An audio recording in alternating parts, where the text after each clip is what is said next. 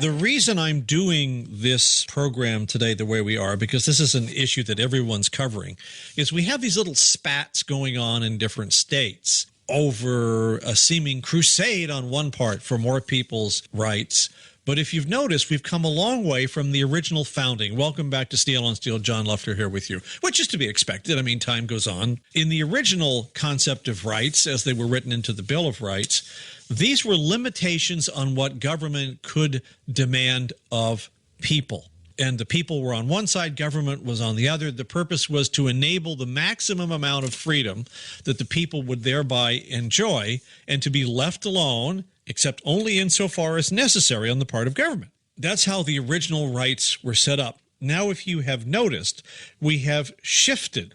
And we have shifted to a point where the rights are pitting one right against another and pitting one group of people against another. And the progressive dialecticians just love it because it creates that Saul Alinsky back and forth friction, which lets them achieve a large number of their goals. As people are focused individually on each individual point, they fail to notice what's going on a large scale.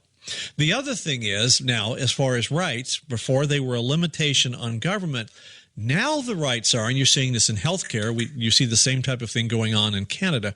Now when somebody has a right, we compel you to do things. So a doctor, say, for example, who doesn't believe in assisted suicide could be compelled to do what is morally repugnant to him. So for you to have your rights, somebody else has to be compelled to do something, to perform a positive service, rather than trying to, again, reach some kind of an accommodation. All right, back to Jenna Ellis right now. She's an attorney licensed in federal practice and specializes in constitutional law at Colorado Christian University, author of The Legal Basis for a Moral Constitution. So what do you suppose is going on here, Jenna? So what the progressive elites are doing is taking these terms like discrimination, like religious freedom, like sex, like gender, all of these terms that have a very specific and clearly defined legal meaning, case law precedent to them, ways that we have all actively understood them in the general course of society, but particularly in the legal realm. And they are not only redefining them, but then they are saying that redefinition isn't actually new. It's simply the accepted definition. And then they are requiring the conservatives and those in favor of religious freedom to then come back and articulate why that redefinition is incorrect. So they're presuming that their redefinition controls.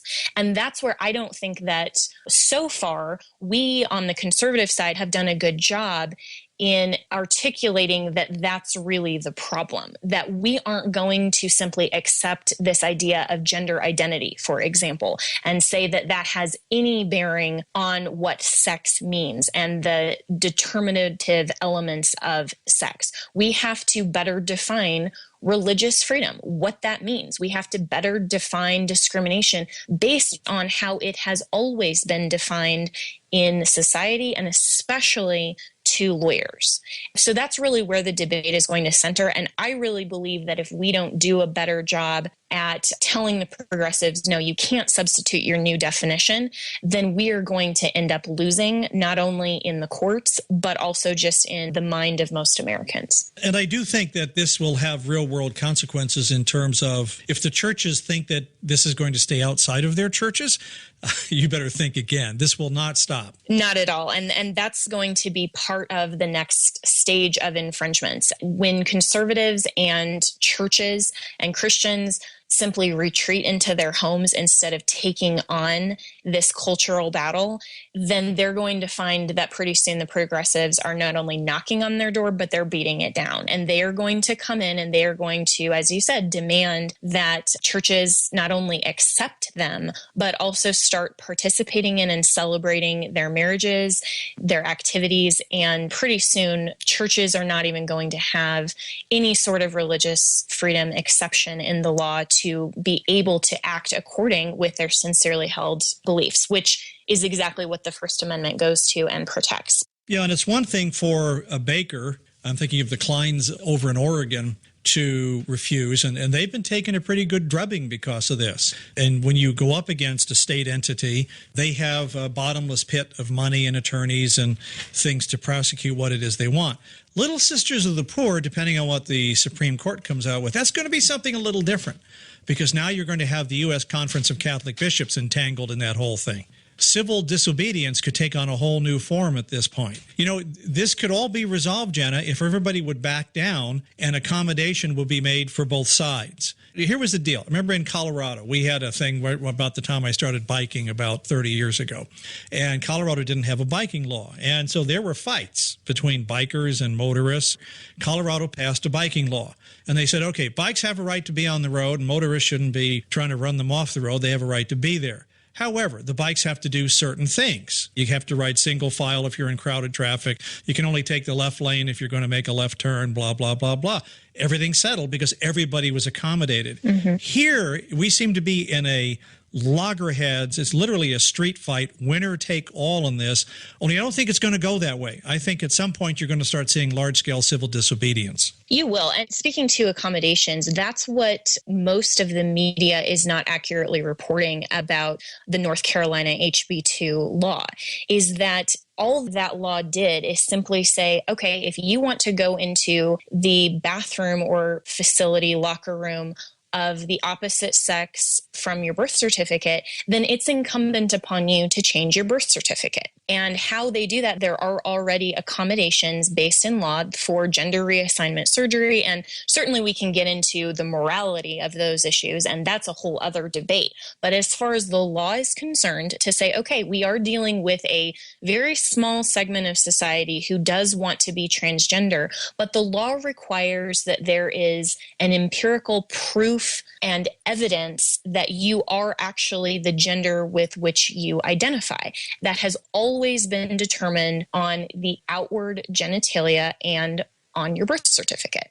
And so North Carolina has said our accommodation in the law is to say, okay, if you really want to go into a different bathroom, you need to prove it. The burden of proof is on you. And that is entirely acceptable. It should not be something where I feel like going into this particular bathroom today, I might change tomorrow. It's all subjective.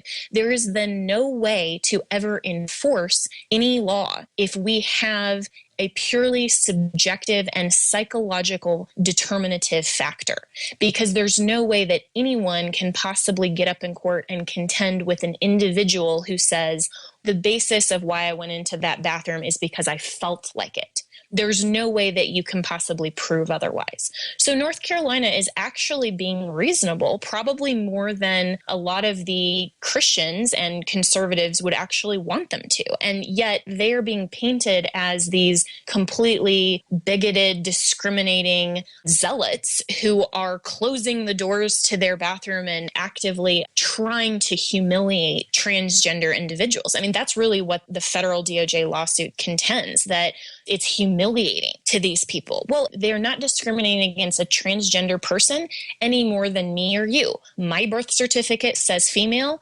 yours says male. Whatever the other person, regardless of whether they're transgender or not, they also have a birth certificate. So if they want to change it, it's incumbent upon them to prove otherwise. And that's entirely reasonable under the law. But remember, you have to win the propaganda war as well. A lot of times these things are won first by framing the definitions in the public mind before it even gets to the legal status of anything. Exactly, which is why the media has not done a good job reporting. And if we're talking about some of the conservative or the more conservative outlets, they need to be more well-versed in some of these things to not go along with the propaganda. And so the media, by and large, even the conservative outlets, are not doing a good job of really framing the issue appropriately and according to the facts of the lawsuit. So absolutely, it's right. And then there's pressure on those in power, the courts and so forth, to then accommodate it according to just what is public perception. I do find it amusing, you know, in the state of North Carolina, Bruce Springsteen and Pearl Jam canceled shows there. PayPal reversed plans to open a 400-employee operations center in Charlotte, and Deutsche Bank froze its expansion plans near Raleigh, North Carolina. Now, you have to recognize that what they're protesting is the failure on the part of the state to provide a good or service. So in order to protest that injustice, they're failing to provide a good or service. Yeah, it's completely circular reasoning. So in protest, Bruce Springsteen is able to cancel a concert that he has the ability to protest exactly what he's protesting other people shouldn't be allowed to do. I mean, it's completely ridiculous and just shows that the national understanding of the issue is completely flawed, because you have the left applauding him for doing the very thing that they are so up in arms for the state for doing the exact same thing. The whole left's belief, though, is a giant pitching deck of logical contradictions. Very well said. Remember that the issue is never the issue. The issue is always the outcome of the revolution. If you go all the way back to Antonio Gramsci, who started off the progressive movement we know today, he basically wanted to get rid of Christianity because he understood that religion formed a countermanding worldview and that it had to be contained to move forward with what agendas they have. And you see the fruits of it today. Okay, Jenna Ellis, Legal Basis for a Moral Constitution is your book. Any closing thoughts, websites? Yes, if you want to get my book, I offer signed copies at no additional cost at my website, which is jennaellis.org, JennaEllis.org. Also, I have an article actually out on gender definitions on the strident conservative, if you just Google that. And this is just one of those things that we absolutely not only need to pray about, but we really need to make sure that we are well educated on, and that we can enter the cultural clash in the legal form, but also just person to person. When you're talking to your neighbor, when you're talking to your pastor about what's going on, that you really understand these issues and are able to meaningfully provide the truth and the facts on these issues. Like you said, it's going to have far-reaching implications for the legal system and also our rights and our comfort and safety in our society. Thank you, Jenna. We're at SteelOnSteel.com. Like us on Facebook. I'm John Loeffler. The program is Steel on Steel.